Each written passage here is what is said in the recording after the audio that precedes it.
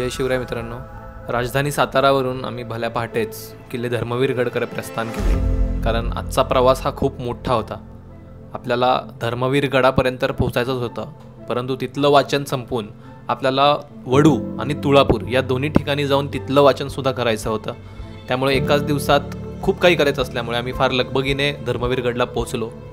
अपेक्षेपेक्षा थोडा जास्त वेळ धर्मवीरगडला लागला, कारण वाटेत बरेच ठिकाणी रस्त्यांची कामं चालू होती. परंतु अखेर सकाळी 11-11:30 वाजता मी धर्मवीरगड येथे पोहोचलो. आम्हाला अपेक्षा होती की एखाद्या किल्ल्यासारखं स्वरूप असेल, परंतु आता त्याला पन्हाळ्यासारखंच एका गावाचं स्वरूप आलेलं आहे. आता पाहूयात आपण धर्मवीरगडावरती आजच्या वाचनामध्ये आपल्याला काय काय माहिती मिळते.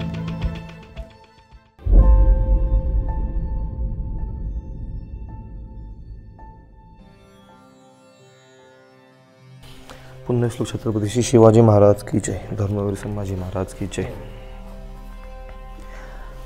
आता आज आपल्या मोहिमेचा अखेरचा दिवस आणि अखेरच्या दिवसातला हा पहिला टप्पा. आजचा दिवस आपला 2 टप्प्यांमध्ये असणं अपेक्षित आहे. पहिला जो आहे तो धर्मवीरगड म्हणजे त्या काळचा बहादूरगड, आणि पुढचा जो आहे तो वडबुद्रुक आणि तुळापूर, असा आपला 2 टप्प्यांमधला आपला आजचा दिवस असणार आहे. पहिल्या दिवशी आज आपण इथे धर्मवीरगडावर का आलो तर त्याचं पार्श्वभूमी ही कालच्या दिवसावर आहे. 7वा दिवस जो आपण शृंगारपूर आणि संगमेश्वर येथे व्यतीत केला.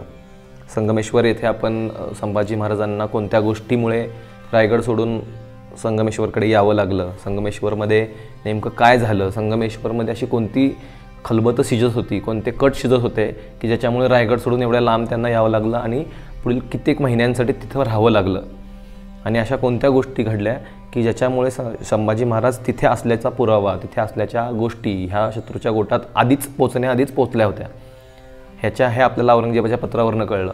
सो एकंदरीत हा सगळा कट जो होता तो मुघलांनी आपल्या स्वकीय माणसांसोबत मिळून केला असल्यामुळे संभाजी महाराजांचे हेरपथकसुद्धा त्या ठिकाणी निकामी पडलं. त्याचं कारणच हे आहे की आपलं हेरपथक हे बाहेरच्यांवर नजर ठेवत होतं, पण आपलेच लोक त्यामध्ये कटात सामील होते. हे आपल्याला कालच्या सगळ्या विस्तृत अभ्यासानंतर जाणवलं. ते जाणवल्यानंतर आपल्याला आता लक्षात आलं की इतिहासामध्ये किती त्रोटक विधानं आहेत, आणि त्या त्रोटक विधानांच्या आधारे आपल्याला इतिहास समजून घ्यायचा आहे. ते समजून घेतल्यानंतर आपल्याला लक्षात आलं की संभाजी महाराजांना पकडल्यानंतर पुढे मुकर्रब खानाने काय हालचाली केल्या आणि पुढे कोणत्या प्रकारे त्यांनी एक्झिट घेतली स्वराज्याच्या हद्दीतून, याबद्दल आपल्याला आता आजच्या ह्याच्यामध्ये माहिती घेणार आहोत आपण. आणि तिथून ते ज्या किल्ल्यावर आले त्या धर्मवीरगड म्हणजे बहादूरगडावर त्या काळचा, तिथे आपण आज आलो आहोत. याच ठिकाणी संभाजी महाराजांना औरंगजेबासमोर आणलं गेलं होतं. औरंगजेब आपला अतनीची छावणी घेऊन इथे आला होता. औरंगजेबाची छावणी म्हणजे 4 तंबू 5 तंबूची छावणी नसते. औरंगजेब जेव्हा छावणी बांधतो तेव्हा त्याच्या छावणीचा परिसर कधी 5-5 किलोमीटरचा असतो. म्हणजे आपण इथून 5 किलोमीटरपर्यंत, इथं जर का औरंगजेबाचा तंबू असेल तर 5 किलोमीटरच्या परिघामध्ये सगळे त्याचे पहिल्या ह्याच्यात सरदार, मुख्य सरदार, मग सैनिक, मग अजून छोटे सैनिक, मग बाजारबुणगे, मग अजून काम करणारे माणसं, आणि सगळ्यात शेवटच्या टप्प्यांमध्ये तुमचे रस्ता बनवणारी माणसं, बैलगाडे, उंट, हत्ती, ह्या सगळ्या गोष्टी. सो एवढा मोठा त्याचा त्यानं तंबू आणि त्याची छावणी उचलली अतनीवरची, आणि ती अतनीवरची छावणी घेऊन तो इथं आला. याचं कारण म्हणजे तो तिथून स्वराज्यावर हल्ला करण्यासाठी विशाळगड, पन्हाळगड घेण्यासाठी आला होता, पण तिथून तो इथं येण्याचं कारण हे आहे की त्याला स्वराज्याच्या सीमांपासून लांब जायचं होतं. आणि काल आपण जो प्रवास केला संगमेश्वरपासून आपल्याला साताऱ्याला पोहोचायला रात्रीचे 10 वाजले. आज सकाळी आपण साताऱ्यातून प्रवास चालू केला, आपल्याला इथं पोहोचायला 3.5-4 तास झाले. ह्याच्यावरून लक्षात घ्या की केवढा मोठा अंतर आहे, जे आपल्याला 8-9 तास लागत आहेत तर का संगमेश्वरनं इथं पोहोचायला आजच्या जगात. तर त्या काळात ही घोडदौड जी काही त्यांनी 3 दिवसात केली असं सांगण्यात येतं, ती 3 दिवसाची घोडदौड त्यांनी किती वेगानं केली असावी, ह्या सगळ्या गोष्टींचा अंदाज घेऊन आपल्याला आता पुढचा बहादूरगडावरचा घडलेला इतिहास पाहायचा आहे. या दोघांना पकडल्यानंतर मुघलांनी संगमेश्वराला छावणी केली. त्याचवेळी औरंगजेब विजापूरहून निघून अकलूजला पोहोचला. आता इथं उल्लेख आहे की या दोघांना पकडल्यानंतर मुघलांनी संगमेश्वराला छावणी केली. पकडल्यानंतर त्यांनी संगमेश्वरामध्येच आपली छावणी मांडलेली आहे. म्हणजे ह्या उल्लेखावरून आपल्याला लक्षात येते की ते तिथून त्यांना पकडल्या पळत नाही सुटलेत. त्यांनी सगळ्यात पहिले तिथं छावणी बनवली. छावणी बनवणं म्हणजे काय, तर फक्त राहण्याचे तंबू बांधणं नाही, तर त्याला प्रोटेक्टेड सगळी जी काही रचना आहे ती करणं, आणि मध्यभागावरती महत्त्वाच्या गोष्टी ठेवणं. जसं की आता इथं मध्यभागी संभाजीराजे आणि कविकलश आहेत. इराणच्या पद्धतीने त्यांच्या डोक्यावर लाकडं फाळ्यांच्या लांबट टोप्या घालण्यात आल्या. त्यांच्या अंगावर विदूषकी थाटाचा पोशाख घालण्यात आला. त्यांचा सारखा छळ करण्यात येत होता. लोकांना त्यांची विटंबना चाललेली दिसत होती. त्यांना उंटावर बसवण्यात आले होते. पुढे इथे का तिथेच? संभाजीराजे व कवी कलश यांच्या मिरवणुकीची विस्तृत हकीकत काफी खान देतो. आता ही जी काही ह्याच्यात त्यांनी उल्लेख नाही केला स्थळाचा, पण ही जे स्थळ आहे ते इथलंच आहे या किल्ल्यावरचं. कारण का संभाजी महाराजांबद्दल काय बरोबर काय करायचं हे औरंगजेबाकडून आल्याशिवाय कन्फर्मेशन आल्याशिवाय त्यांनी हालचाली सुरू नव्हत्या केल्या. त्यांना उंटावर बसवण्यात आले होते. शिंगे, करणे, नगारे इत्यादी वाद्य वाजवण्यात येत होती. अशा स्थितीत कैद्यांना लष्करात आणण्यात आले. लोकांचे कान ज्यांना ऐकण्यासाठी आतुर झाले होते ते विजयसूचक नगारे झडू लागले. लाखो हिंदू आणि मुस्लिम त्या दृष्ट बंडखोर काफराच्या छळामुळे होरपळून निघाले होते. ते दुःखी होते. त्यांना या विजयसूचक नजाऱ्याचा संदेश सुखदायक वाटला. त्यांचा आनंद गगन मावेना. असे म्हणतात की मुकर्रब खान येत असल्याची बातमी आली. तो येऊन पोचल्यापर्यंत 4-5 श्विसांत बायका काय, पुरुष काय, सर्वांना हर्षवायू झाला. आनंदाने त्यांना झोपा लागत नाहीत. जागोजागी गोळा होऊन ते धन्यवाद देत मुकर्रब खानाचे स्वागत करत होते. वाटेत आलेल्या प्रत्येक खेड्यात आणि भोवतालच्या प्रदेशात जिथे जिथे ही बातमी पोचली तेथे चौघडे झडू लागले. जिकडून तिकडून म्हणून कैद्यांना नेण्यात आले तिकडे सर्व जागी स्त्री पुरुषांनी भरून जात मुकर्रब खानाचे हर्षभराने स्वागत करण्यात येईल. काही दिवस तर रात्री शब्बे बारात आणि दिवसा ईद अशी लोकांची स्थिती झाली होती. त्यानंतरची हकीकत साकी मुस्तेक खान देतो. तिचा सारांश असा: बादशहाने सरदार खान आणि हमीदुद्दीन खान यांस आज्ञा केली की तुम्ही मुकर्रब खानास सामोरे जावे आणि संभाजीला बेड्या घालून आणावे. मुकर्रब खान युक्तिप्रयुक्ती मराठ्यांच्या मुलकातून बाहेर पडला. आलमगीर बादशहाच्या भाग्याने संभाजीच्या सहाय्यकांपैकी आणि पाठीराख्यांपैकी कोणीही त्यांच्यासाठी धडपड करू शकले नाही. जेव्हा बादशहाने सैन्याने अकलूजकडून कूच करून बहादूरगड येथे छावणी केली, त्याची तारीख दिली आहे 15/2/1689. तेव्हा कैद्यांना लष्करात आणण्यात आले. बादशहाने आज्ञा केली की संभाजीला लष्करापासून 2 कोसांवर तख्ताकुला चढवावे. म्हणजे 2 कोस असतानाच, म्हणजे छावणीच्या 2 कोस असतानाच तख्ताकुला चढवावे. त्याच्या सहकाऱ्यांच्या अंगावर विदुषी वस्त्रे घालावी. त्यांना तऱ्हेतऱ्हेने पेढा देऊन त्यांची विटंबना करावी. ह्याच्यावरून एक लक्षात येतं की इथं फक्त 2च नव्हते, सहकार्यांना पण इथं अनेक लोक आणले. सहकारी 2 जणांना नाही म्हणत, किंवा एकच माणूस असेल तर त्याला नाही म्हणत. पण कवी कलशांसोबत अजून काही लोक जवळचे असणार आहेत, खास त्यांना पकडलं असणार आहे. त्यांना तऱ्हेतऱ्हेची पीडा देऊन विटंबना करावी. त्यांना उंटावर स्वार करावे. डोल बडवीत आणि शिंगे करणे वाजवीत त्यांना लष्करात आणि दरबारात आणावे. सारांश सर्वांना लष्करातून धिंड काढून मिरवण्यात आले. दिवाने आममध्ये बादशाह बसला होता. त्यावेळी संभाजीला दरबारात आणण्यात आले. बादशहाने आज्ञा केली की त्यांना कैदखान्यात घेऊन जा. त्याचवेळी बादशाह आपल्या आसनावरून खाली उतरला. गालिच्याच्या कोपऱ्यावर बसून त्याने अल्लाचे आभार मानले. बादशहाच्या नेत्रातून अश्रुबिंदू प्रकट होऊ लागले. ईश्वरदास नागरही 1695च्या पुढे ब्रह्मपुरीच्या छावणीत आला. त्याने दिलेली हकीकत अशी साकी मुस्तेक खानने दिलेल्या माहितीशी बरीचशी जुळते. या प्रसंगी संभाजीराजांची वागणूक कशी होती याविषयी लिहिताना तो म्हणतो: दिवाणखान्याच्या प्रवेशद्वारापर्यंत येऊन पोचल्यावर बादशहाच्या आज्ञेने त्यांना न्यायालयासमोर उभे करण्यात आले. बादशहाने संभाजीकडे पाहिले. त्याची दुर्दशा पाहून बादशहाच्या मनावर परिणाम झाला. त्यानंतर बादशाह सिंहासनावरून खाली उतरला व त्याने प्रार्थना करून परमेश्वराचे आभार मानले. हे कवी कलशाने पाहिले. त्यावेळी त्याचे सर्व अवयव जखडून टाकले असल्यामुळे त्याची दृष्टी आणि वाचा यांचा उपयोग करणे शक्य होते. तो चांगला हिंदी कवी होता. या कठीण प्रसंगी त्याने संभाजीराजेंना उद्देशून पुढील अर्थाची हिंदी कविता म्हटली असे खाफी खानाने नमूद केले आहे: हे राजन, तुला पाहून तुला ताजीम देण्यासाठी आलमगीर बादशाही आपल्या आसनावरून खाली आला आहे. पण संभाजी हा गर्विष्ठ होता. त्याची इतकी अवस्था झाली तरी त्याने बादशाला ताजीम करण्यासाठी म्हणून यत्किंचितही मान हलवली नाही. इखलास खान आणि हिमद्दीन खान यांनी त्याला पुष्कळ समजावले, पण त्याचा काही उपयोग झाला नाही. हे ईश्वरदास नागर म्हणतोय, जो 1695च्या आसपास तिथे त्यांच्या लष्करामध्ये होता असा उल्लेख आहे. एकीकडे संभाजीची ही बाणेदार वर्तणूक दिसते, तर बखरीत आणि दंतकथातून दुसरी हकीकत येते. मल्हारराव चिटणीसांनी बखरीतवरील मजकुराशी अगदी विसंगत अशी माहिती दिली आहे. संभाजी 32-35 वर्षातील तारुण्यपूर्व वयात बहुत स्वरूप सुंदर होते. बादशहांनी पाहून विचार केला की यास बाटवावा, मुसलमान करून नंतर मनसब सरदारी देऊन ठेवावा, म्हणजे मुसलमानी झाली. हा पुरुष चांगला व थोर घरंदाज आहे म्हणून विचारावयास पाठवले की तुम्ही बाटवावे, म्हणजे जीव वाचवून तुमची दौलत तुमचे स्वाधीन करतो. यावरून राजे यांनी उत्तर दिले की बाटा म्हणता तरी ही गोष्ट घडायची नाही. ज्या अर्थी कैदेत आलो तेव्हा वाचणे ते काय, तुमचे विचारास येईल ते करावे, तथापि तुमची बेटी द्यावी म्हणजे बाटतो, ऐसे उत्तर सांगून पाठवले. त्याचवरून बादशहास कोप आला आणि सर्व वजीर अमीर यांस विचारले की यास काय करावे. तेव्हा सर्वांनी सल्ला दिला की हा अहमक आहे, बेहोश व उद्दाम आहे, याचा शिरच्छेद करावा. याप्रमाणे बोलताच आयुर्दाय सरला अशी बादशहाची बुद्धी होऊन शिरच्छेद करावयास सांगितले. तेव्हा तत्काळ आणून तुळजापुरावरी शके 1610 विभवनाम संवत्सर संभाजीराजे सुरतपाक म्हणून बादशहा बोलून ठेवित होते. त्यांनी उत्तर दिले की तुमची बेटी द्यावी. त्याचवरून बादशहाने त्यांचा वध करीतात हे बेगमेस कळून त्यांनी सांगून पाठवले की वध करू नये, तो मारिले. याचमुळे बेगम बोलली की त्यांचा प्राण माझे नावे करून गेला, या उपरी आपण दुसरा व्रतार करणार नाही, ऐसा निश्चय करून राहिली. आता हे आपल्या चिटणीसाच्या बकरीमधला हा सगळा जो उतारा जो आहे तो वाचला आहे. पण याची टीप अशी दिलेली आहे की औरंगजेबाची मुलगी जिबुन्निसा हिचा शंभू छत्रपतींशी प्रेमसंबंध होता. त्यास तिने मनाने भरल्यामुळे त्या व्यतिरिक्त दुसऱ्या कोणाशी लग्न करणे अधर्म्य होते अशी जिबुन्निसाची संमत होती असल्यामुळे ती जन्मभर अविवाहित राहिली. शंभू छत्रपतींचा मुलगा शाहू यास तिने वात्सल्य प्रेमाने सांभाळले. इतकेच नव्हे तर शाहूच्या सुटकेस तीच कारणीभूत झाली वगैरे हकीकत सर्व बकरीतून शिलोपयोगी पुस्तकातून आढळते. या जिबुन्निसाची खरी हकीकत अशी: औरंगजेबाचे लग्न शहानवाज खानाची मुलगी दिलरस बानूशी 1637 होऊन तिच्या पोटी औरंगजेबास 5 अपत्ये झाली. त्यातील जिबुन्निसा हिचा जन्म 15/2/1638 रोजी झाला. ही लहानपणापासून हुशार होती.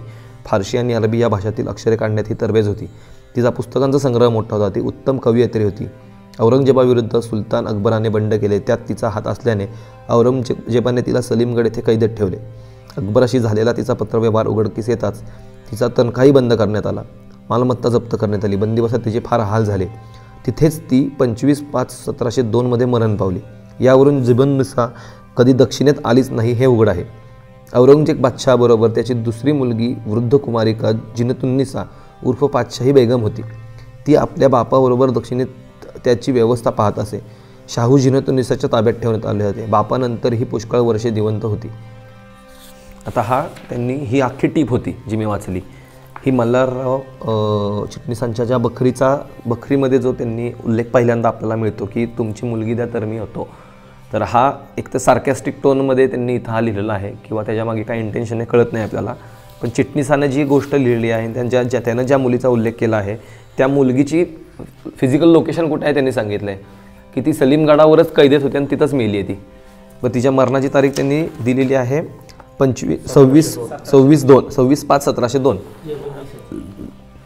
जिबुन्निसाची, जी तिथंच होती. जिनतुन्निसा जी आहे ती तिथे होती औरंगजेबाची देखभाल करण्यासाठी सोबत, आणि तिच्यासोबत शाहू महाराज होते आणि तिने त्यांचं पालनपोषण बऱ्यापैकी केलं आहे. तिनं त्यांना स्वतःच्या पोटच्या पोराप्रमाणे सांभाळलं ह्याचे बरेच उल्लेख आहेत. पण लोकांनी काय केलं, जिनतुन्निसानं सांभाळलं म्हणून त्यांनी त्या नावातला गफलत करून जिबुन्निसालाच समजलं, कारण का ती लहान होती. ही तर खूप जिनतुन्निसा मोठी होती, संभाजी महाराजांपेक्षा मोठी होती ती, संभाजी महाराजांपेक्षा प्रचंड मोठी होती ती. मेन्शन पण केलंय काहीतरी हे लिहिलं ना, मोठी वृद्ध केस. हां, लिहिलेलंच आहे की वृद्ध कुमारिका.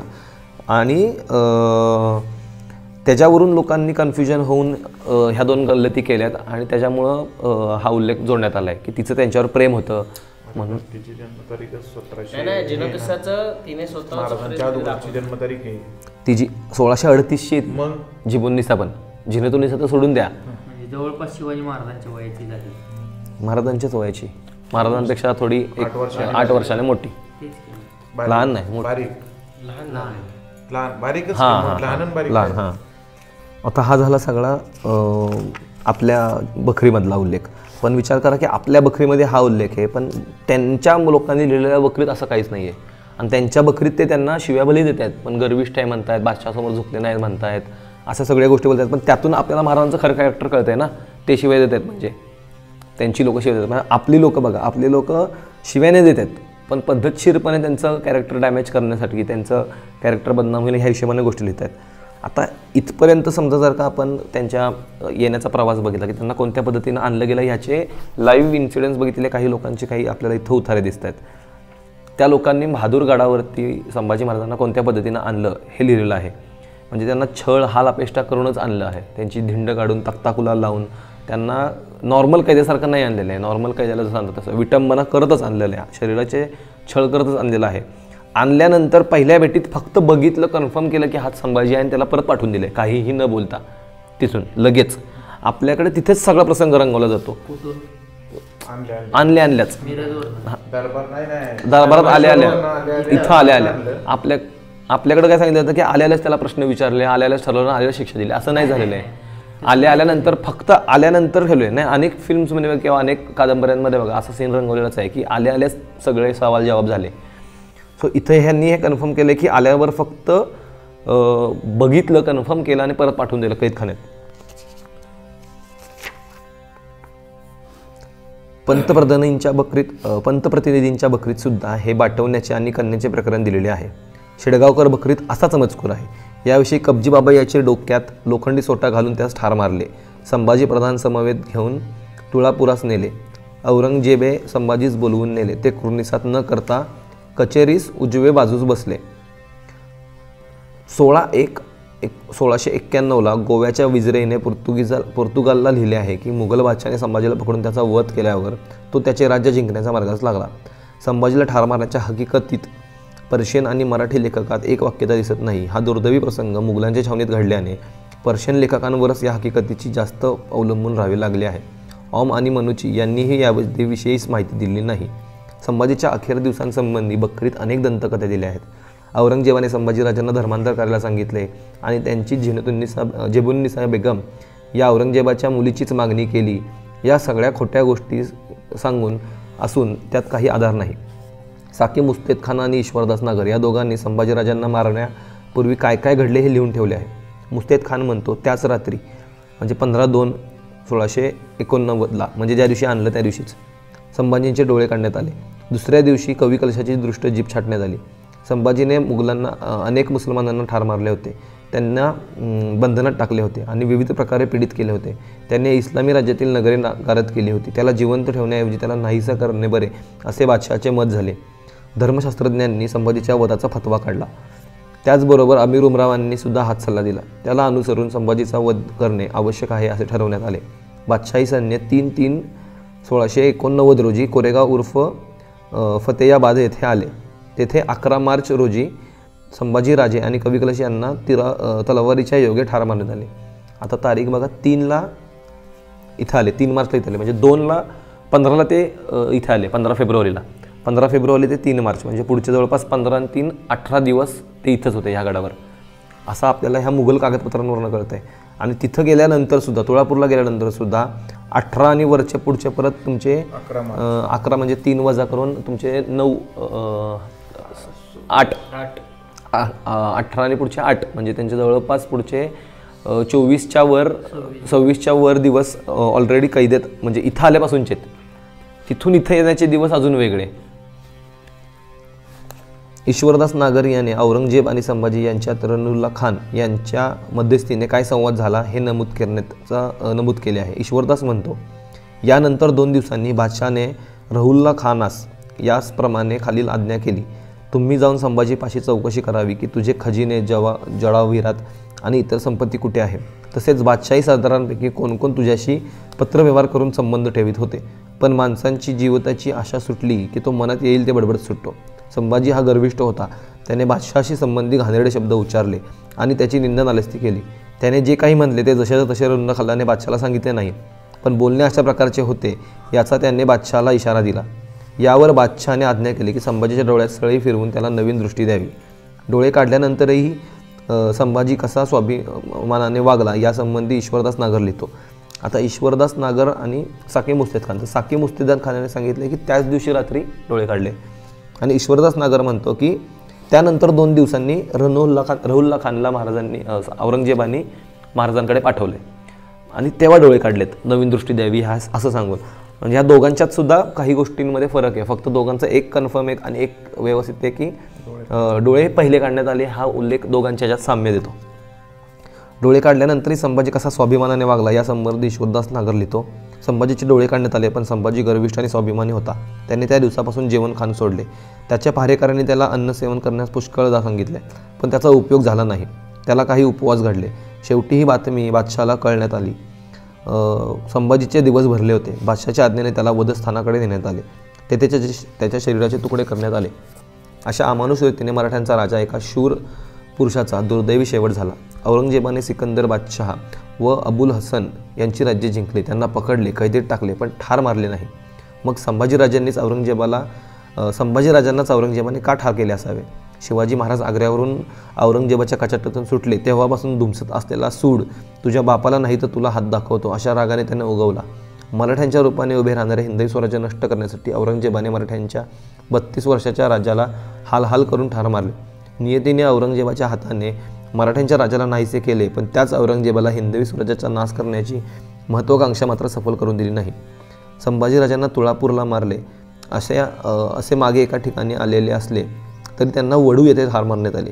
यासंबंधीचा उल्लेख धनकवडीच्या कुलकर्ण्यांच्या कागदपत्रात सापडतो. त्याच्यावर तारीख आहे 14/1/1719. तो उल्लेख असा: पातशाह वडू कोरेगाव येथे मुक्कामी आला. तेथून लष्कर पाठवून शिवाजीराजे पहिलेच गेले होते. त्यांचा लेख संभाजीराजे यास धरून आणला आणि वडू कोरेगावात मारिला. मग त्याचा लेख शाहू राजा आणि बाईका आपल्या जालीत ठेवली. यावरून संभाजीराजांना वडूलाच मारले असे दिसते. संभाजीराजांचा छिन्नविछिन्न देह वडू बुद्रुकात फेकण्यात आला.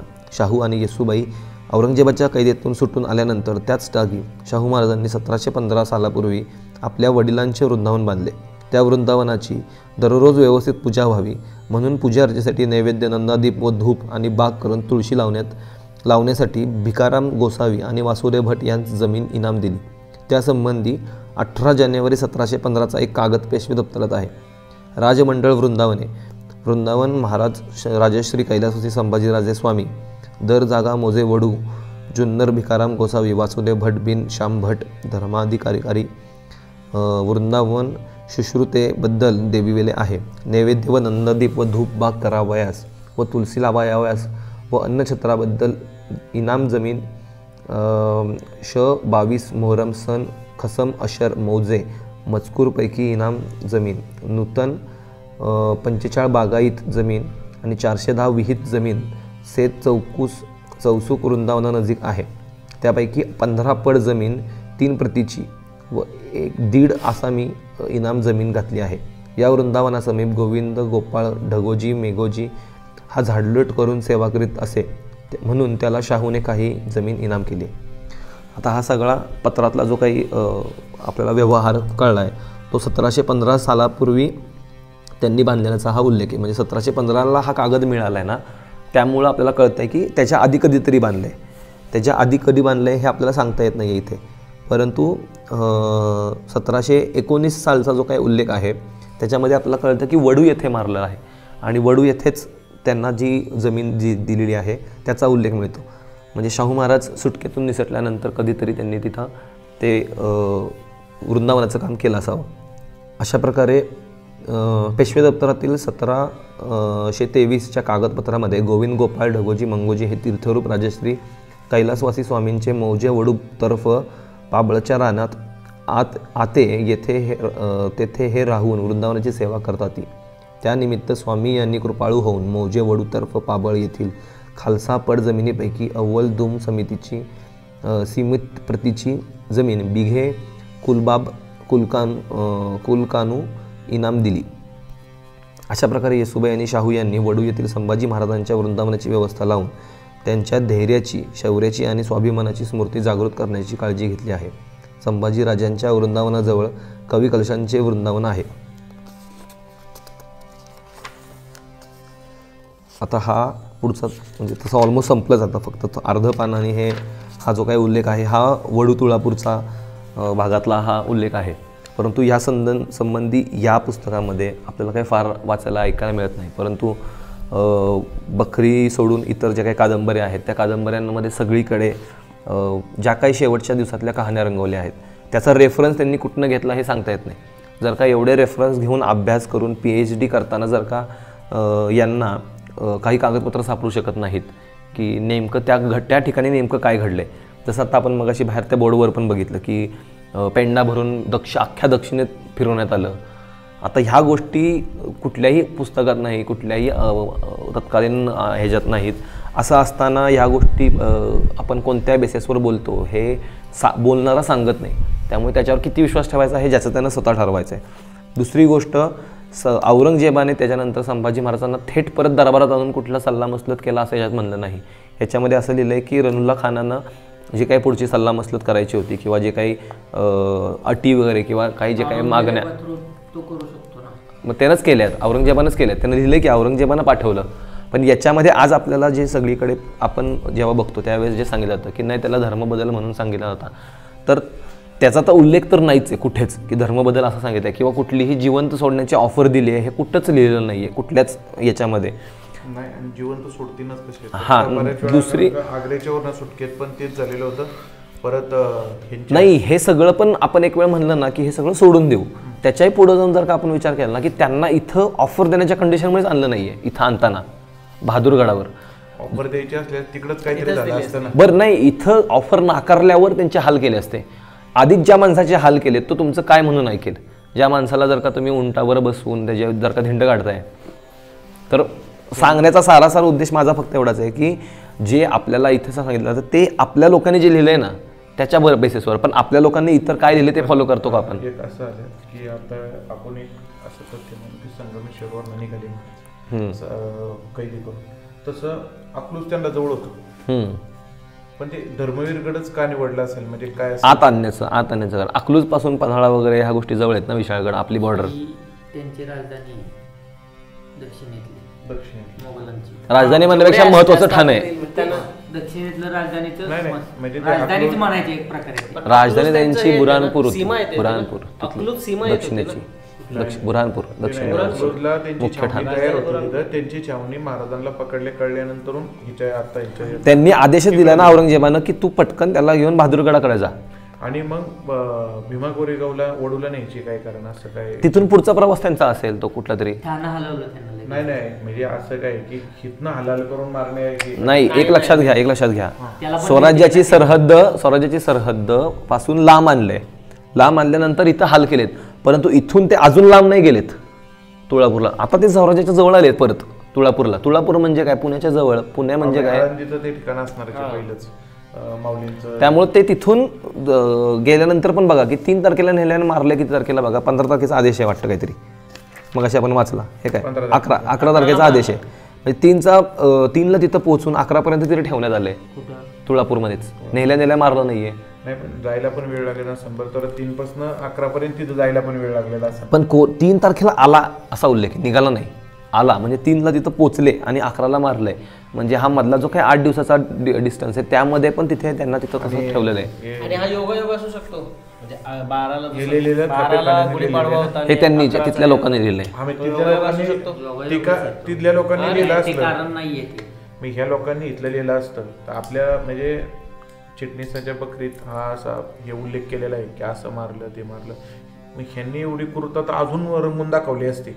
एवढं मारलं असतं तर पुढे काय माहितीये का, आपल्या लोकांनी पुढे ज्या काही गोष्टी मांडल्या ना पुढे की अंगाची चमडीची साल काढण्यात आली, त्याच्यावर मिठाचं पाणी टाकलं, हे आपल्या व्याख्यान, जसं तुम्ही मगाशी म्हणलं की व्याख्यान करता आपल्या हिशोबाने सांगतो आपल्या गोष्टी टाकण्यासाठी, आणि ते त्या पद्धतीने टाकलं गेलेलं. ह्याचा उल्लेख आपल्या लोकांनी नाही केलाय. आपल्या लोकांनी कुठे लिहिलंय ह्यात जे चुकीचं म्हणतोय आपण ते, आणि ह्यांच्या लोकांनी नाही लिहिलंय. म्हणजे तत्कालीन ऐतिहासिक कोणत्याच कागदपत्रामध्ये हा उल्लेख नाहीये. पुढच्यांनी हा रंगवताना आत्ताच्या काळातला रंगवलेला इतिहास आहे. आत्ताच्या काळातला आपल्याला 2 शिक्षा दिसतात इथं. एक म्हणजे त्यांचे डोळे काढलेले आहेत आणि डायरेक्ट नंतर तुकडे केले. डोळे काढलेली शिक्षा ही शेवट दाखवली जाते आपल्या इथे. पहिले हलाल केले, शेवट तेवढे डोळे काढले. पण हलाल करणे याचा अर्थ लोकांनी वाढवून घेतला आपल्या हिशोबानं. हलाल करण्यामध्ये अजून काहीतरी कन्सेप्ट येऊ शकतात ना. नाही म्हणजे तसं कन्सेप्ट शिक्षांचा अंमल हलाल तर झालेलंच आहे. तुला कळलं का? सुरुवातीलाच डोळे काढलेले आहेत. आता विचार कर, ज्या सळ्या सुरुवातीलाच किती 16 का 17 तारखेला सळ्या गेलेल्या आहेत आणि 11 तारखेला हे झालेलं आहे जवळजवळ. मी आले तिथं आल्या दिवशी 15 फेब्रुवारीला जर का ते म्हणतोय, एक म्हणतोय की 15 फेब्रुवारीला काढली, एक म्हणतोय 2 दिवसांनी. आपण धरू की 2 दिवसांनीच काढली. मी 16-17 तारीख धरतोय ना. 17 तारखेनंतर तर 11 तारखेनंतर सळई उसवलेला माणूस तिथवर असेल तर किती आला असेल? हलालच आहे हा प्रकार, हलालाचाच आहे. कसं आहे माहितीये का, डोळ्यात सळई घालणे याचा हाल म्हणून म्हणजे लिखाणात वापर करण्यात आला, हा मग तो हलाल यांनी चुकीचा घेतला आणि त्यांनी हा वाढवून सांगितला. पण याच्यामध्ये हालालमध्ये फिजिकल टॉर्चर पेक्षा मेंटल टॉर्चर पण मोजलं जाऊ शकतं. नाही, डोळे काढून जर का ठेवलंय, पण ह्या शिक्षा ज्यावेळेस आपण भावनिक पद्धतीने ऍड करतो तर त्याचा परिणाम किती मोठा होतो. त्याचा परिणाम पुढे ऐतिहासिकदृष्ट्या लोक सत्य मानायला लागतात त्या गोष्टीला. बरं, दुसरी गोष्ट म्हणजे आज भलेही आपण छत्रपती संभाजी महाराज धर्मवीर म्हणतोय, पण धर्मवीर हे नाव कुठून आलं, धर्मवीर हे नाव दिलं कोणी, आणि धर्मवीर हे नाव देण्यामागचं कारण काय हे पुढं यांनी डिक्लेअर पण केलेलं आहे. याच्यामध्ये धार्मिक ज्यावेळेस संभाजी महाराजांना दिले त्यांनी अख्खे 8 ते 10 पानं संभाजी महाराज किती धार्मिक होते हे सांगण्यात घालवलेत. धार्मिक होते, पण तरी धर्मवीर कुठून आलं, धर्मवीर संभाजी महाराजांनी स्वतः म्हणलं नाहीये, तत्कालीन कुठल्याच कागदपत्रात कुणीच त्यांना म्हणलं नाहीये, 1700-1800 पर्यंतच्या काळामध्ये कुणीच त्यांना म्हणलं नाहीये धर्मवीर. परंतु आता जर का त्यांचं बलिदान हे जे काय आहे हे फक्त धर्मात बांधायचं झालं तर मग स्वराज्यासाठीचं त्यांचं कर्तृत्व 0 आहे का? नाही. मग फक्त धर्मासाठी बलिदान दिलं हे म्हणणं कितपत योग्य आहे आपल्याला? स्वराज्य रक्षक म्हणजे स्वराज्यासाठी नाही, त्यांनी ऑफरच दिली नाही ना कुठली धर्माची, काही संबंधच येत नाही धर्माचा. स्वराज्याचा राजा म्हणून त्यांना मारले गेलेले आहे. शिवाजी महाराजांचा राग त्यांच्यावर काढला की शिवाजी महाराजांना मारता नाही आलं, शिवाजी महाराज सुटले कैदेतनं आग्र्याच्या, तो राग मनात ठेवून त्यानं पहिलेच आणतानाच इंटेन्शनने आणले की ह्यांना मारायचं आहे. आणि औरंगजेबाला एवढा वेळा फसवणूक भेटली की तो यांच्यासोबत डील करायला तयारच नाही होणार मराठ्यांसोबत. नाही, त्याच्यानंतरच्या ह्या सगळ्या गोष्टी ज्या आहेत ना, ह्या आपण आता बघतोय की ह्या दोघांच्याच भरोशावर आपल्याला लिहाव्या लागतात. कोणाच्या? ईश्वरदास नागर आणि साकी मुस्तेद खानाच्या. ह्यांनी दिलेल्या रेफरन्सेसवरच आपल्याला काय ते मिळतं म्हणून. नाही, ते तर तत्कालीन लोक आहेत त्यामुळे त्यांच्या ह्याच्यात ते लिखाणात डीपमध्ये आलंय.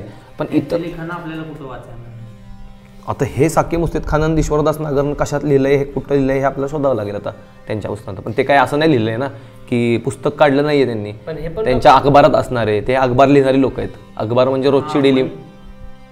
हे तुला इतिहास संस्कृत मंडळात जायचं आहे आणि साकी मुस्तेद खान आणि ईश्वरदास नागरांचे रेफरन्सेस बघायचे. पण विचार करा ना तुम्ही, ह्यांच्या मागं आपण धावण्यापेक्षा ज्यांनी हे पुस्तक लिहिलंय त्यांनी महाराजांवर PhD करताना हे रेफरन्सेस शोधून काढले. तेच की मग हे PhD करायला गेलेल्या माणसाला सापडले. हे असं कुठल्या ग्रंथालयाच्या पुस्तकात नाही मिळणार आपल्याला जाऊन की ग्रंथालयात गेले आणि पुस्तक काढले शाकी मुस्तेद खान लिखित अमुक अमुक ग्रंथ. नाही, हा रेफरन्सेस एक छोटासा तारखेनुसार आहे. म्हणजे पुस्तकात आपण तारखा लिहितो का प्रसंग लिहिताना? नाही लिहित. अखबारात तारखा लिहितात. हे अखबारातले नमुने आहेत. म्हणजे त्यांनी त्याच्यासाठी जवळपास त्या काळातले 100-200 अखबार वाचले असतील. त्या अखबारापैकी कुठेतरी त्यांना ह्या गोष्टी मिळाल्या असतील म्हणून त्याचे त्यांनी इथं नमूद केलंय. काही गोष्टी तर नाही भारतातच मिळाल्या असेल अशा थोडी, बाहेर मिळाल्या असेल कुठेतरी पत्रव्यवहार. नाही, हे सांगण्यामागचं सगळीकडेच केलं जातं. सांगण्यामागचं तात्पर्यच हे आहे की संभाजी महाराजांचा जो काही दुर्दैवी अंत झालाय तो काही कुणापासूनच वेगळा राहिलेला नाही. म्हणजे सगळ्यांनीच लिहिलंय, आपल्या लोकांनी आणि त्यांच्या लोकांनी. पण ते लिहितानाचा जो प्रसंग आहे ना तो आपल्या लोकांना काल्पनिकरित्या करावा लागलाय. ते हजर नव्हते ना इथं, कोणच हजर नव्हते, दूरपर्यंत हजर नव्हते. हजर होते ते हे झाले. पण आता मी काय म्हणतोय, येसुबाई आणि हे शिवाजी महाराज म्हणजे यांचे हे पुत्र हितच होते. ह्यांनी आल्यानंतर काय आपल्याला ह्याच्यात इतिहासात काय ह्यांचं हे नाही काय काय आहे की प्रचंड रेफरन्स आहे त्यांचे. तो नाही आल्यानंतर ह्यांनी काही रेफरन्स नाही दिला का त्यांचे कसे मारले कसे काय. शंभू नाही, त्यांनी रेफरन्स दिला नाही. म्हणजे नंतर घेतले यांना, नंतर अटक झाली येसुबाईंना आणि शाहू महाराजांना. ह्यांचे हाल पहिले झाले, नंतर त्यांना 1 वर्षांनी अटक केली. 1-1.5 वर्षाने रायगडला वेढा पडला तेव्हा. रायगडला नंतर वेढा पडला तेव्हा राजाराम महाराज वाघदरवाजाने गेले जिंजीला त्यावेळेचा. त्यावेळेचा तो उल्लेख आहे आणि त्यावेळेस त्यांनी सांगितलेलं आहे. आता हे पुढचं सिंहावलोकन जे काही चॅप्टर आहे ना तो आपल्याला त्या ठिकाणी वाचण्यासाठी आहे. म्हणजे त्या ठिकाणी आपण तो वाचू शकतो वडूला, कारण का हे यामध्ये त्यांचा सार दिलेला आहे त्यांच्या सगळ्या गोष्टींचा. आणि त्या ठिकाणी जाऊन परत त्यांच्या हत्येबद्दल वाचण्यात काही पॉईंट नाही. ते आपल्याला जे काही समजून घ्यायचं आहे, कळून घ्यायचं आहे ते आपण इथे करून घेतलेलं आहे ऑलरेडी.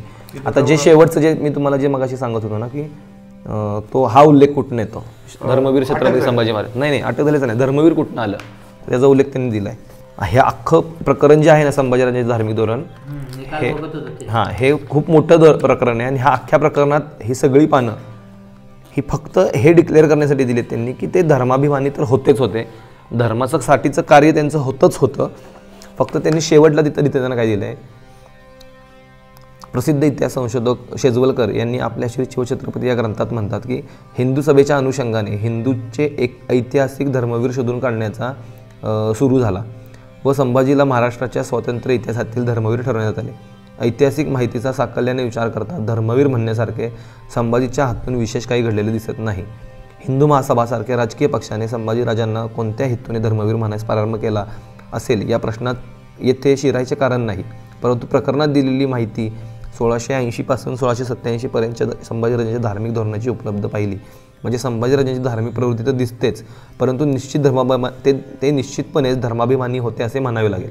शास्त्रे, पुराणे, नीतिशास्त्र यांचा अभ्यास व धार्मिक बैठकीतून उत्पन्न झालेली त्यांची जीवित तृणासमान मानण्याची वृत्ती यामुळेच अखेरचे दिव्य ते इतक्या ताटपणाने करू शकले असे वाटते. आता ही जी विशेषण त्यांना जी लावलेली आहेत ती सगळी शिवाजी महाराजांची पण आहेत. म्हणजे शिवाजी महाराजांनी धार्मिक कार्य केली नाहीत का, तर केली. उलट संभाजी महाराजांपेक्षा जास्त केली, कारण का त्यांचा कार्यकाळ मोठा होता, त्यांना जास्त गोष्टी करायला भेटल्या. संभाजी महाराजांचा राज्यावर आल्यापासून धकाधकीचं जीवन आणि युद्धाचं जीवन एवढं आहे. म्हणजे हे थोडक्यात याच्यात आमदार स्वामींसारखं झालेले धर्मवीर आणि स्वराज्य रक्षक हा मुद्दाच महत्वाचा नाहीये यांच्या दृष्टीने. आणि स्वराज्य रक्षक हा मुद्दा महत्वाचा नाही, पण त्यांनी काय केले, आता काय राजकारण करायचे म्हणून धर्मवीर का स्वराज्य रक्षक, ह्या गोष्टी मग मी तेच म्हणतोय ना, काल जसं मी सांगितलं की तुम्ही जर का धर्मवीर म्हणाल तर ते स्वराज्य रक्षक कसे होते म्हणणारे लोक येतात. आपण हे जे काही धर्मवीर जो काही टॅग लागलाय ना, तो टॅग असा पुसून टाकण्यासारखा नाहीये, पण तो लावताना त्यांनी धर्मासाठी बलिदान दिलं हे म्हणणं चुकीचं आहे, असं माझा म्हणण्याचा अर्थ आहे. आपणही हे पुस्तक वाचण्याच्या आधी धर्मवीर संभाजीराजे हाच उल्लेख करतोय. म्हणजे आपण असं म्हणण्यातच पॉईंट नाही की नाही त्यांनी धर्मासाठी बलिदान केलं आहे. संभाजी महाराजांचं बलिदान हे फक्त धर्मापुरतं मर्यादित ठेवणं हा सगळ्यात मोठा गुन्हा आणि पाप ठरेल. कारण का त्यांनी बलिदान जे दिले ते सगळ्यांसाठी दिले ना, अख्ख्या हिंदवी स्वराज्यासाठी. म्हणजे तंजावर ते पेशावरपर्यंत जे राज्य आहे त्या देशासाठी दिलंय. म्हणजे ह्याच्यात सगळेच येतात, वरचे व खालचे सगळे. मग आपण फक्त म्हणायचं की नाही धर्मासाठी म्हणजे आमच्या लोकांसाठीच दिलं, मग ते संकुचित राहतं. मग इतर लोकांचा त्यांचा अटॅचमेंट कधी होणार, ते होणारच नाही. आपल्या लोकांनी काय केलंय, आपल्या लोकांचा विषय काय इथं, आता चिटणीसाच्या बकरीत पण बघा, चिटणीसाच्या बकरीत बाकी सगळीकडे त्यांची निंदा झालीच ती केली आहे, पण शेवटला धर्मासाठी बलिदान दिलं म्हणलंय. लोकांच्या मनात गोष्टी कशा बिंबवल्या जातात हा विषय. दोन्हीकडे दोन गोष्टी आहेत बघा. एकीकडे संभाजी महाराजांचं असं आहे म्हणून ते त्यांना मनुस्मृतीच्या नियमांनुसार मारलं गेलं असं सांगणारा एक समाज आहे. परत एकीकडं असा एक समाज आहे की नाही संभाजी महाराजांचं जे मृत्यू झाला तो धर्मासाठी झाला आहे. हे धर्मासाठी झालाय म्हणताना ते काय करतात लक्षात घ्या, स्वराज्यासाठी केलेलं काम झाकण्याचा प्रयत्न करतात. म्हणजे त्यांनी स्वराज्यासाठी काहीच नाही केलं, फक्त शेवटला मरताना त्यांना वाटलं की आता काय नाही तर धर्मासाठी करू, धर्मासाठी देव मानला तर त्यांचं ते हे जाते, क्रेडिट जातं ना सगळं त्यांचं. मग म्हणून हे ज्यावेळेस दोन्ही प्रकाराचे जे पक्ष असतात ना, दोन्ही प्रकाराच्या पक्षांचं ऐकून घ्यायचं, जेवढं घ्यायचं तेवढं घ्यायचं, बाकी सोडून द्यायचं. हा एकमेव पर्याय आपल्याकडे, कारण का आपण आता कुणालाच रोखू नाही शकत. म्हणजे धर्मवीर म्हणतोय तोही खराच आहे आणि स्वराज्य रक्षक म्हणतोय तोही खर्च आहे, कारण का दोन्ही पदव्या लागतात. दोन्ही पदव्या वापरा, कुठली पुसली जाऊ शकत नाही आत्ताच्या घडीला. फक्त धर्मवीर म्हणताना हा कधीच उल्लेख चुकूनही आपल्याकडनं झाला नाही पाहिजे की फक्त त्यांचं बलिदान ते धर्मासाठी होतं असं म्हणणं. म्हणजे त्यांचं क्रेडिट, म्हणजे त्यांनी जे काही लढाया केल्या, त्यांनी जे काही स्वराज्य वाढवलं, स्वराज्यासाठी त्यांनी जे काही खस्ता खाल्ल्या, त्याला सगळं शून्य म्हणण्यासारखं आहे की नाही बाकी काही क्रेडिट नाही, फक्त ते धर्मवीर आहेत. म्हणजे धर्मासाठी त्यांनी बलिदान दिलं. ते पण कुठलं धर्माचं बलिदान, औरंगजेबाने धर्म बदलायला सांगितला म्हणून ते तर सांगितलंच नाही आहे कुठल्याच पुस्तकात आणि कुठल्याच ऐतिहासिक कागदपत्रात, असं नाही आहे. परंतु नंतरच्या लोकांनी आपल्या हे जे काही मराठी राज्याची किंवा चिटणीसाची जी बखर आहे त्यात हे खोडील उद्योग जे काही केलेत त्यांनी, त्याचं पुढे लोकांनी वाढवले. कालच्या ज्या काही ऐतिहासिक घटना होत्या त्या घटना सांगताना आपण आपले इंटरप्रिटेशन मांडायला आपला वेळ नाही मिळाला, पण त्यामध्ये माझं जे काही आत्तापर्यंतचं वाचन आहे आणि मी जे काही ह्या गोष्टी ज्या वाचल्या ह्या पुस्तकाबरोबर इतर गोष्टीमध्ये संभाजी महाराजांचं जे काही कॅरेक्टर, त्यांना एक तर ट्रॅप करून बाहेर आणलं हे तर आपण पुराव्यांसोबत बघितलंच की शिर्क्यांनी इंटेन्शनली त्यांना इथं आणून त्यांना सापळ्यात रचवलं आणि पकडलं गेलं. परंतु शेवटच्या क्षणात काय घडल्या गोष्टी ह्या आपल्याला उत्तर इतिहासात मिळत नाही. पण आपल्याला आपलं मत मांडण्याचा अधिकार असतो प्रत्येकाला, फक्त ते मत तेच अंतिम सत्य आहे हे म्हणण्याचा अधिकार आपल्याला नसतो. परंतु मग त्या हिशोबाने जर का प्रत्येकजण मांडते तर मग मलाही माझं मत मी असं मांडेन की संभाजी महाराजांची त्यावेळेसची जी काही परिस्थिती होती, आप्तस्वकीय सगळे तुटलेले होते. सेनापती सरसेनापती यांच्या पदावर ऑलरेडी हंबीरराव गेलेले होते, मालोजी बाबा घोरपडे त्यांच्यासोबत होते, ते नवीन नियुक्ती झालेले होते. त्यामुळे सरदार घराण्यांतली मोठी मोठी घराणी सगळी जर का निघून गेली असतील, घरातल्या लोकांनी दगाफटका करायला सुरुवात केली असेल, तर त्या माणसाची मेंटॅलिटी जी काय आहे डिप्रेशनमध्ये जाण्याची ती किती वाढली असेल की मला केवढं डिस्करेज केलं जाते. या सगळ्या गोष्टी घडत असताना त्यांना एक दिसतंय की एवढं समोरून संकट स्वराज्यावर येत आहे, औरंगजेबासारखं संकट येत आहे. असं असताना संभाजी महाराज ज्यावेळेस संगमेश्वराला अडकतात तेव्हा त्यांच्यासोबत संताजीसारखे किंवा आपण खंडोबालांसारखे व्यक्ती होत्या हे आपण मानतो की ह्या 2 महत्त्वाच्या ज्या व्यक्ती ज्या त्यांच्या अत्यंत क्लोज आहेत, इतर सैनिक सोडूनच द्या, ह्या व्यक्तीसोबत असताना त्या सुटल्या आणि संभाजी महाराज का नाही सुटले हा जेव्हा प्रश्न पडतो त्यावेळेस माझं मन मला फक्त एवढं एकच सांगतं की शिवाजी महाराजांनी पावनखिंडीत जो प्रकार केला त्याच्या कंप्लीट विरोधात प्रकार संभाजी महाराजांनी केला. आपण म्हणतो ना की पावनखिंडीमध्ये बाजीप्रभू म्हणले की मी लढतो. शिवाजी महाराजांनी सांगितलं की बांदल तुमच्यापैकी कोणतरी इथं थांबेल आणि रायाजी बांदलांनी डिसिजन घेतला की बाजीप्रभू थांबतील. हा डिसिजन जसा त्यांच्या डेझिग्नेशन वाईज त्यांच्या पद्धतीने त्यांनी घेतला तसाच यांच्या बाबतीत उलटा घेण्याची गरज काय आहे, कारण का त्यावेळेस कंडिशन अशी होती की संभाजी महाराजांवर असलेला अविश्वास आहे लोकांबद्दलचा, त्याच्यामुळे लोक जर का सोडून जातात असं त्यांच्या मनात आलं असेल की माझ्यामुळे लोक जर का सोडून जात आहेत तर माझ्या ह्या पकडले जाण्यामुळे कदाचित एकत्र येतील. पण ह्या ठिकाणी त्यांना जी प्राणाची आहुती द्यावी लागली ना ती मला असं वाटतं त्यांनी स्वइच्छेने दिली. हे जे सापडणं आहे ना, संभाजी महाराज मला असं वाटतं की त्या शेवटच्या क्षणात म्हणले असतील की तुम्ही जावा, रायगडावर जावा, माझा संदेश महाराणींपर्यंत पोचवा की माझा प्रवास हा इथपर्यंतच होता आणि मला औरंगजेबाच्या कैदेत सापडल्याशिवाय आता पर्याय उरलेला नाही आहे.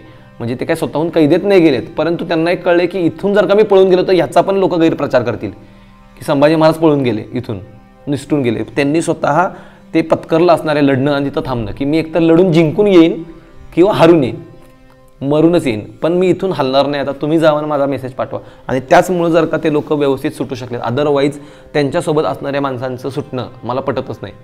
ते जर का सोबत येत तर संभाजी महाराज सुटू शकले असते. मी म्हणलं ना, कारण का एवढे संताजी घोरपडे हे मोठे होते राव, ती तिथनं पळून जाणं पण पळून राजांना सोडून कोण पळून जाऊ शकतं? नाही जाऊ शकत, कोणच जाऊ शकत नाही. खंडोबालाने जर नदीतनं आणि हे निष्ठावंत राहिलेले आहेत नंतरचे पण, असे नाही की बाबा ते नंतरून हे झालेले आहेत. सगळीच निष्ठावंत माणसं आहेत शेवटच्या क्षणापर्यंत, मरेपर्यंत. असं नाही की बाबा ह्यांनी नंतरून मोगलांना जाऊन भेटले तर हे झालेले आहेत, हे निष्ठावंत नंतरून राहिलेले. असंही आपण जर का म्हणलं की नाही दोघांनी वेगवेगळा मार्ग अवलंबलेला, कोण शिवाजी महाराजांनी कलशांना वेगळं पाठवेल?